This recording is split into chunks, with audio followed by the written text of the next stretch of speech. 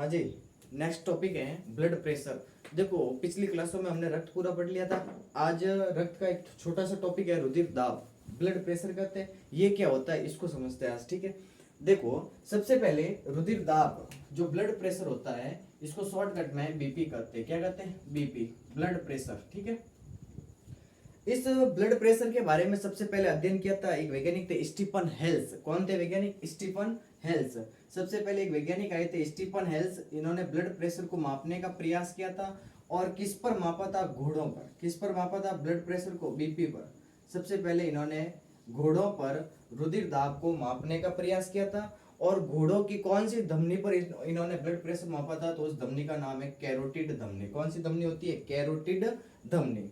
तो देखो दो बातें कि सबसे पहले रुधिर दाब को मापने का प्रयास किसने किया? स्टीफन हेल्स ने। किस पर किया? घोड़ों पर। और घोड़ों की कौन सी धमनी? कैरोटिड धमनी। ठीक है, वहां से इन्होंने रुधिर दाब को मापने का प्रयास किया। ठीक है, कैरोटिड धमनी में दो शब्द लिखे मैंने आपके सामने, एक तो होता है सिस्टोलिक दाब, एक होता है डायस्टोलिक दाब। ठीक है, सिस्टोलिक प्रेशर और डायस्टोलिक प्रेशर, ये क्या होता है? तो देखो हृदय का संकुचन को कहते हैं सिस्टोलिक दाब। जब हृदय का संकुचन होता है तब जो दाब उत्पन्न होता है उसको कहते हैं सिस्टोलिक दाब। और जब हृदय शिथिल अवस्था में आता है, रिलैक्स अवस्था में आता है, तो उस समय उत्पन्न होने वाले दाब को कहते हैं डायस्टोलिक दाब। दो शब्द है, एक होता है सिस्टोलिक दाब, एक होता है डायस्टोलिक दाब। सिस्टोलिक दाब होता है हृदय के संकुचन को बताता है। और डायस्टोलिक दाब हृदय के प्रकुंचन, ठीक है, या शिथिलन को बताता है। ठीक है, हार्ट देखो एक हार्ट में होते हैं, ये हृदय में होते हैं। हृदय क्यों लिखा?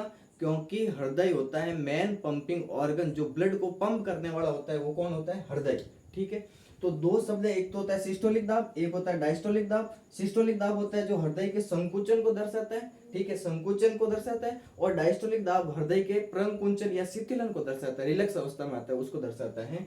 तो देखो एक नॉर्मल व्यक्ति का जो ब्लड प्रेशर होता है वो होता है 120/80 mmHg। ठीक है, ये याद रखना। ये सीधा सीधा परीक्षा में प्रश्न आता है कि रक्त दाब का मान होता है 120/80 mmHg। ये पीछे इसका मात्रक है, यूनिट है। ठीक है, अब देखो जो ब्लड होता है, ब्लड प्रेशर, उसको मापने वाला जो यंत्र होता है उसका नाम होता है स्पाइनोमेनोमीटर। कौन सा यंत्र होता है? स्पाइनोमेनोमीटर। ये यंत्र होता है जिसके द्वारा ब्लड प्रेशर को मापा जाता है।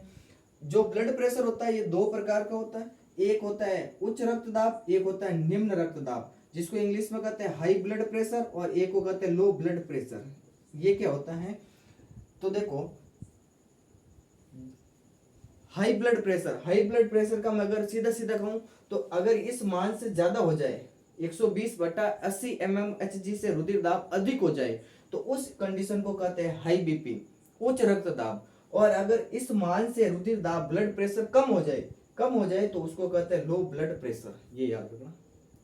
तो एक सीधा प्रश्न आता है कि रुधिर दाब क्या करते हैं? रुधिर दाब किसको कहते हैं? सीधा प्रश्न एक परीक्षा में पूछ ले कि रुधिर दाब किसे कहते हैं, तो आपका प्रश्न होता है, उत्तर होना चाहिए कि रक्त, देखो जैसे मान लो ये कोई एक वाहिनी है, रक्त वाहिनी है। ठीक है, इसके अंदर क्या बहता है? ये रक्त बहता है। ठीक है, तो इस रक्त के द्वारा इस रक्त वाहिनी यानी इसकी वाहिनी के ऊपर लगने वाला दाब कहलाता है रुधिर दाब। क्या कहलाता है? रुधिर दाब। मतलब रक्त के द्वारा रक्त वाहिनियों की भित्ति पर लगने वाला दाब क्या कहलाता है? रुधिर दाब। जैसे मैं लिख लूं एक बार, जैसे ये है रक्त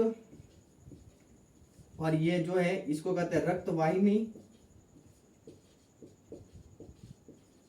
और ये रक्त वाहिनी की क्या होती है? भित्ति होती है, वॉल। ठीक है, तो जब रक्त इन रक्त वाहिनियों में बहता है, जब ये रक्त इस रक्त वाहिनी में ऐसे बहता है, तो इस रक्त के द्वारा इस रक्त वाहिनी के भित्ति के ऊपर लगने वाला जो दाब होता है उस दाब को कहते हैं रक्त दाब। ठीक है, कितना होता है? 120/80 mmHg। अगर इससे ज्यादा हो जाए तो हाई ब्लड प्रेशर, इससे कम हो जाए तो लो ब्लड प्रेशर। कौन से यंत्र से नापते हैं? स्पाइनोमेनोमीटर द्वारा। ठीक है, और क्या याद रखना है कि सबसे पहले इसको मापने का प्रयास किसने किया? स्टीफन हेल्स ने। किसमें किया? घोड़ों में। घोड़ों में कौन सी धमनी पर किया? कैरोटिड धमनी पर।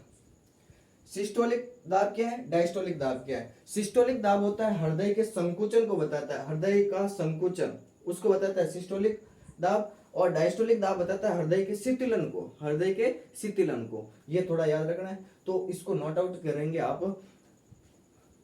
हेडिंग लगाओ रुधिर दाब, ब्लड प्रेशर। परिभाषा लिखो, रक्त के द्वारा रक्त वाहिनियों की भित्ति पर लगने वाले दाब को रक्त दाब कहते हैं या रुधिर दाब कहते हैं। ठीक है। सेकंड पॉइंट लिखो, रक्त दाब को मापने का सबसे पहले प्रयास स्टीफन हेल्स ने घोड़ों की कैरोटिड धमनी में किया।